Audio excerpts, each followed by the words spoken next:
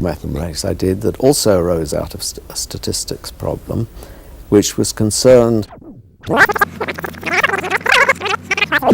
So I'll have to do my homework. There was another bit of pure mathematics I did that also arose out of a statistics problem, which was concerned with, how can I put it, with sequences of letters and the way that you could build up words from these sequences, a typical kind of...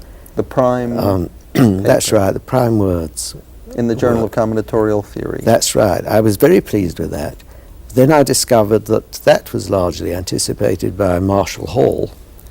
It was a whole chapter of one of his books. And when I spoke to him about it, he said, oh, it was anticipated by Philip Hall in his turn. Right.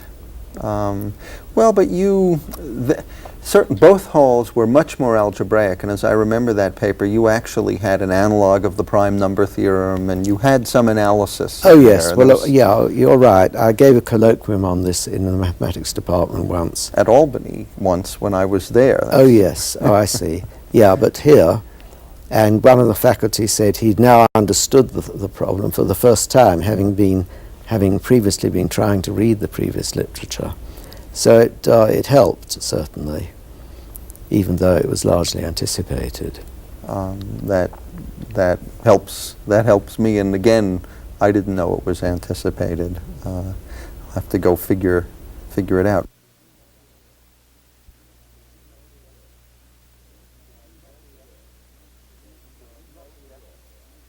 Did you know Jeffreys?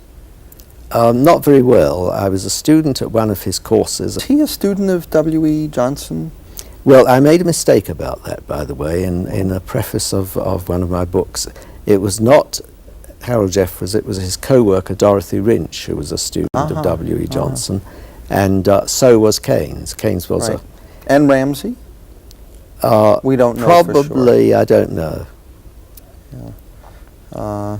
That was a marvelous argument of yours about, speaking about roughness penalties.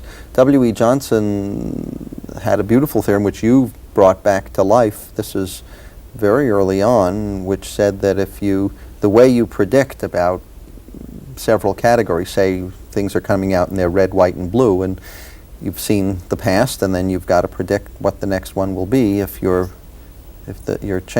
probabilities you assign only depend on the past through the number of reds and the number of whites and blues lumped together, then you're a Bayesian with a Dirichlet prior is the modern way of saying it, and that's.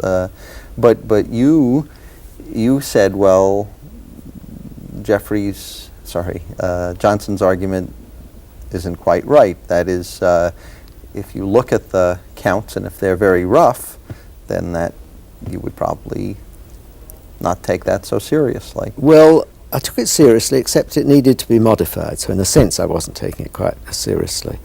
But what W. Johnson had shown was that under his assumptions, one of which was permutability, which is the same as exchangeability in modern terminology, you could arrive at the following estimate. If you had ni successes, or let's say n1 successes in the first category, out of a sample size of big N, the result of his argument was that you should add some constant k to all the frequencies. It's the kind of thing there again that a non-Bayesian might do just as an ad hoc procedure. But he showed, under the assumptions that he made, which were similar to what you said, that some constant k, but he didn't specify the constant k, should be added as if one was buttering everything uniformly before making the estimate. Now the question is, how do you estimate k? And that's where what you just said comes in, that the roughness of the other frequencies, which were not supposed to be relevant to the problem, given the sample size big N and N1, he assumed that the other frequencies would be irrelevant. That was one of his assumptions to arrive at this conclusion. I said, okay, let's use the roughness of the other frequencies, as you mentioned, to try to estimate k. And that leads to a kind of hierarchical model And in fact, that's really what got me onto the idea of hierarchical Bayesian procedures. Now, hierarchical Bayesian procedures are now a real mainstay of applied statistical work. In particular, it's being fought now in the courts of America whether the census counts will be adjusted by a rather fanciful, complicated hierarchical Bayesian procedure, and whether they will or won't, applied workers all over the country are testing and thinking about those procedures. Can I get you to talk some about the history of that? Because in a sense they go back to your work with Turing. In a pretty clear sense, they go back to your work with Turing during the war. Well, they only look as if they do in a way, because the so-called species sampling problem is a multinomial sampling problem. The species sampling problem is what? You have a sample of animals of various species, say lions, tigers, and so on, and you find that there are n subscript tigers, right? N subscript lion, lions. Now, how do you estimate the probability that the next animal you come across will be a tiger? Do you simply take n subscript tiger divided by the total number of animals sampled? No. That would be the maximum likelihood estimate, and that would be a rather bad estimate, because if you make that assumption and you now ask yourself what coverage you have of the population, you discover that it has to be 100%. In other words, that the probability that you will get an animal of a new species is 0. So you have to do something about that.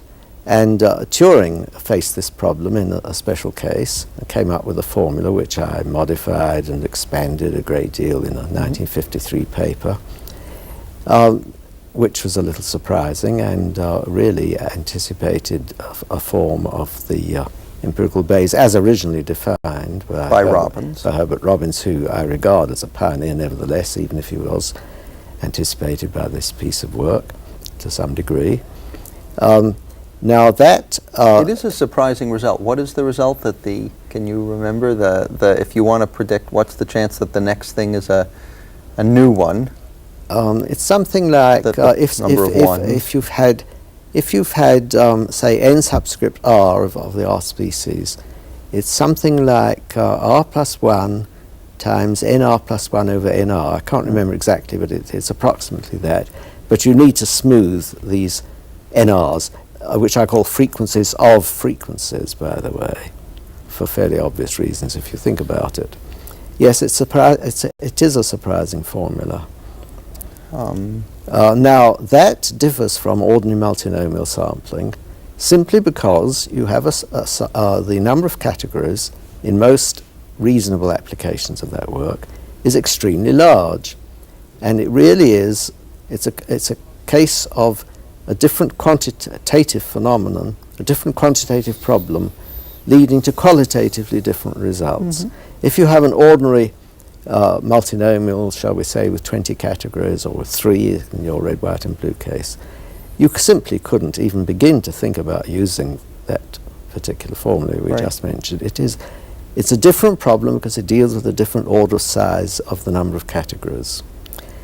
So in that sense, they're different problems, even though logically they sound at first sight as if they're dealing with the same problem, namely the multinomial.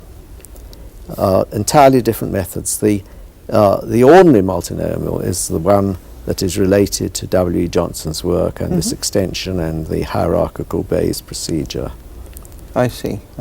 And this one is for large, sparse problems. Yes, and in fact the neatest formula in that work is that the probability that the next animal you see will belong to a new species is simply approximately n1, which I'll define, divided by the sample size, where n1 is the number of species each represented once.